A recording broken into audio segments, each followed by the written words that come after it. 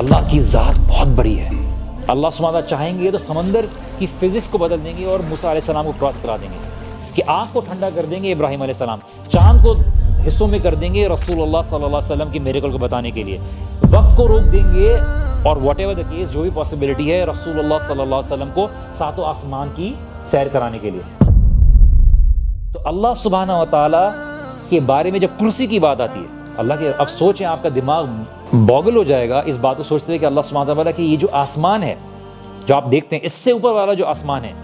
اس کے نیچے والے آسمان کی حیثیت ایسی ہے جس طرح سے ایک رنگ ایک ڈیزرٹ میں گری ہو، اور اس سے اوپر والا جو آسمان ہے اس کی سائز اتنی بڑی ہے کہ اس سے نیچے والا آسمان ایسا لگتا ہے ایک رنگ ان دا ڈیزرٹ۔ یہ کرتے کرتے کرتے پھر ساتویں آسمان کی جب بات آتی ہے تو اللہ سبحانہ وتعالیٰ کے عرش کی بات آتی ہے، اس کے نیچے والا جو آسمان ہے اس کے سامنے ایسے ہے جیسے ایک رنگ ان دا ڈیزرٹ۔ تو وسع کرسی السماوات والارض، اللہ سبحانہ وتعالیٰ کا عرش، اور اللہ کے رسول صلی اللہ علیہ وسلم نے فرمایا کہ مجھے صرف اتنی اجازت دی گئی ہے، مجھے اجازت دی گئی ہے تمہیں اتنا بتانے کے لیے، بخاری کی روایت ہے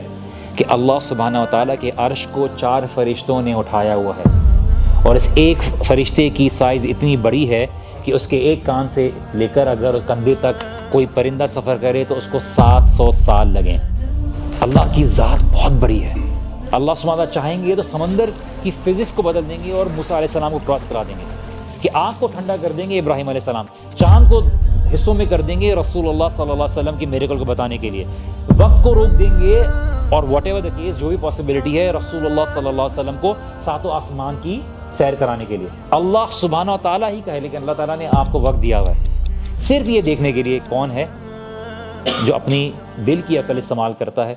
اور پہچانتا ہے کہ اس کا رب ہے، اور کون ہے جو غفلت میں زندگی کو گزار دیتا ہے۔